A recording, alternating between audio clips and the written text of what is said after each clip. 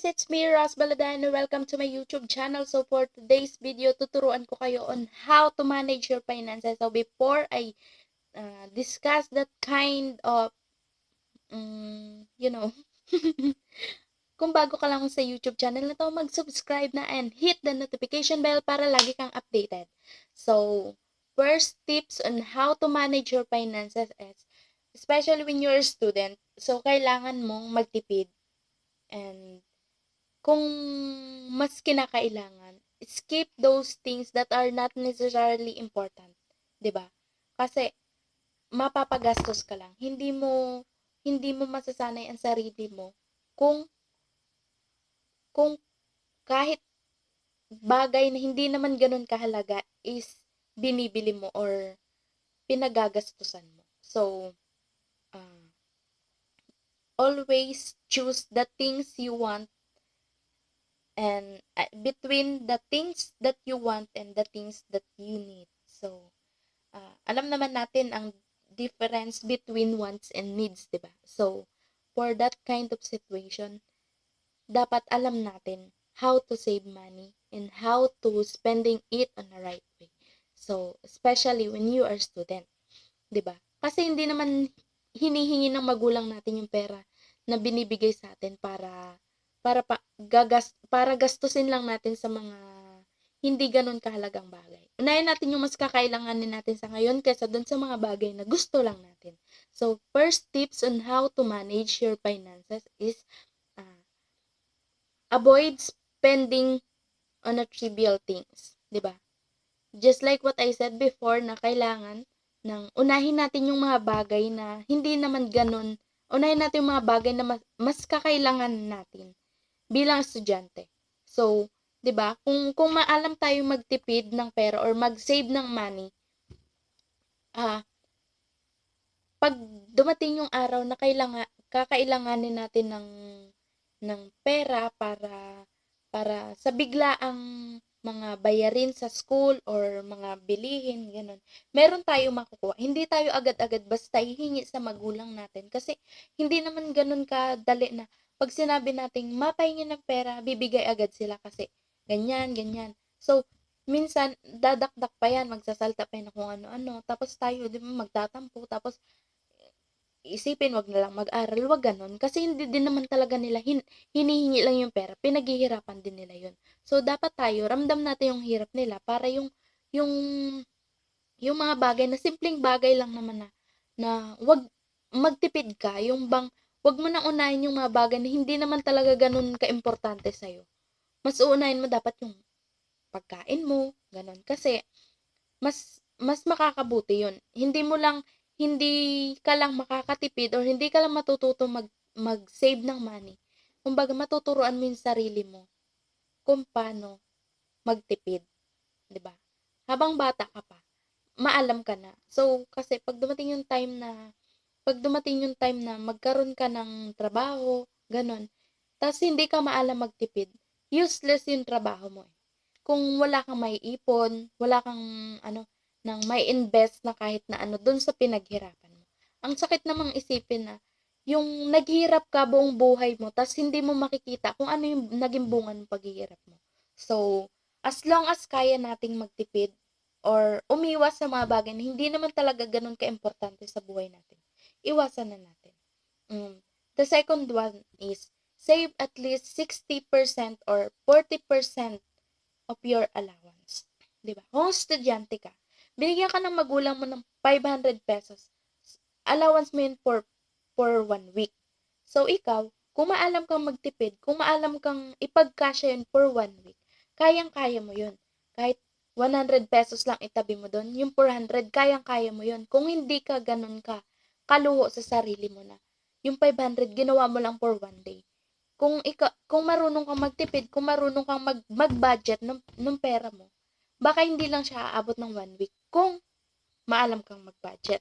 At mas uunahin mo yung mga bagay na mas kakailanganin mo sa araw-araw. Hindi yung bibili ka ng lip tint, bibili ka ng lipstick, bibili ka ng kung ano-ano.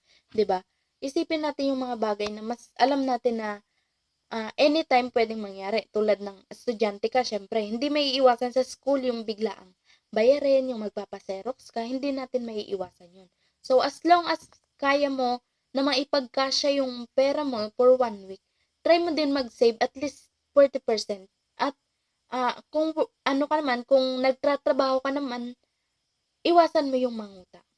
Kasi baka yung sweldo mo mapunta lang dun sa inutang mo. Ibabayad mo lang siya. So, wala, useless yung pagtatrabaho mo kung utang ka ng utang tapos sweldo mo ibayad mo lang na ibayad. What if nagkaroon ng biglaang pangangailangan yung pamilya mo, 'di ba? Tapos wala silang mahiraman.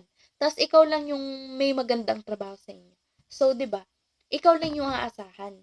Kaya as long as kaya mong magtipid or mag-save ng 40% sa sahod mo, mas maigi, mas mabuti 'yon. So, the third one is ah, ng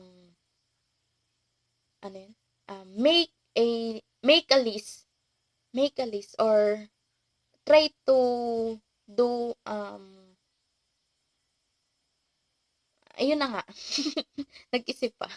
So, make a list. Kumbaga is bago ka pumunta sa market or bago ka mag-shopping, try ililista mo muna or isusulat mo muna lahat ng mga mas kakailanganin mo.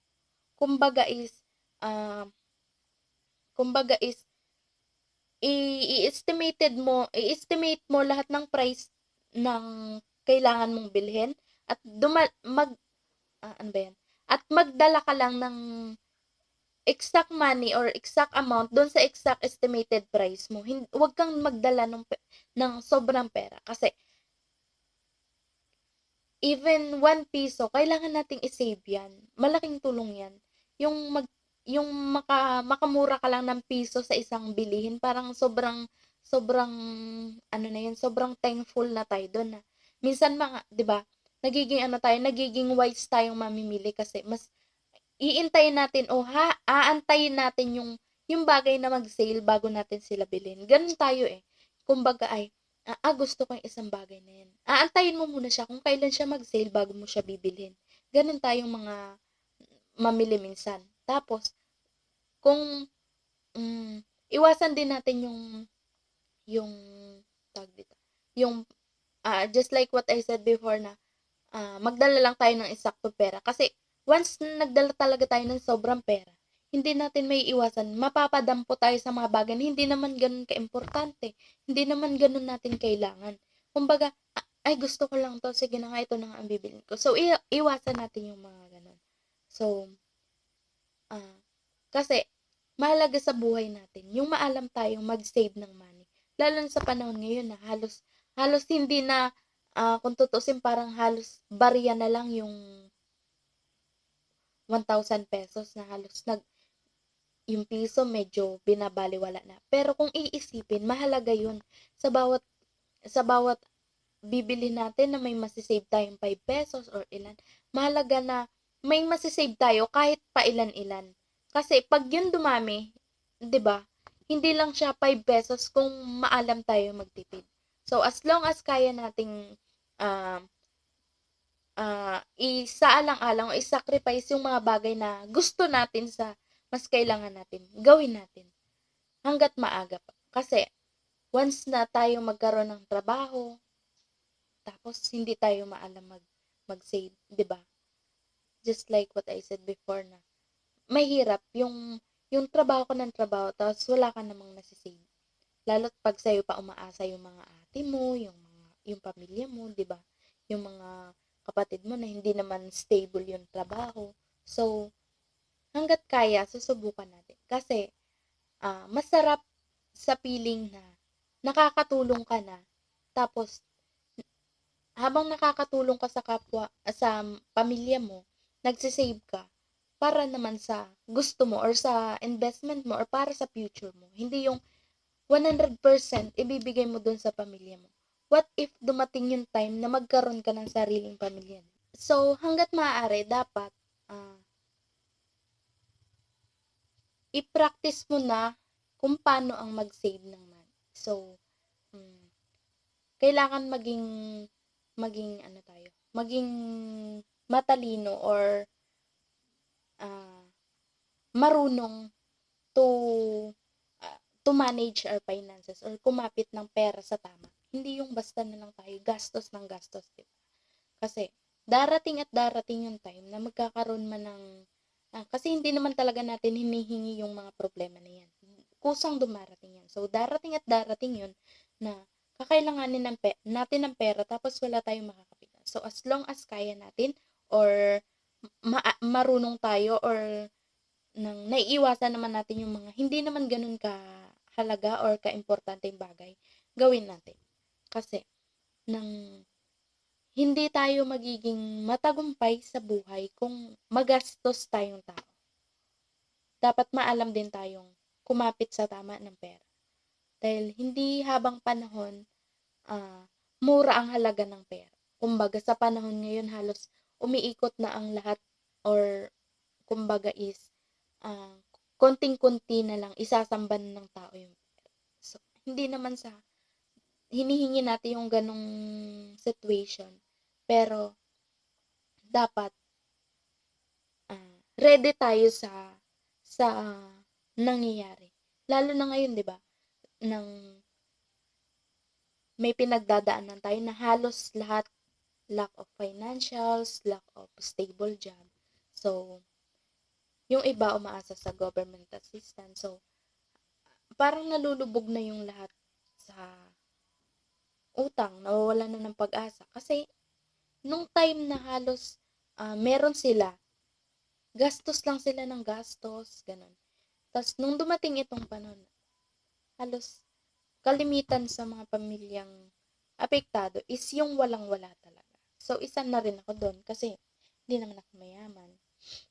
So, I hope na may natutunan kayo sa video na to na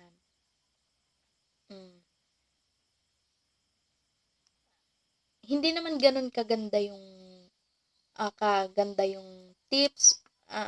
Maybe hindi naman siya ganun ka siguro ano ba yan?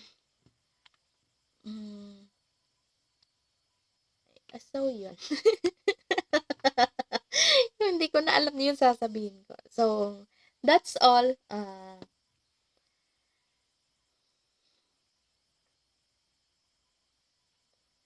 Kung bago ka lang sa YouTube channel na to, so please hit the notification bell and subscribe button para lagi kang updated. Bye-bye! It's me again. Maganda ako sa part na to.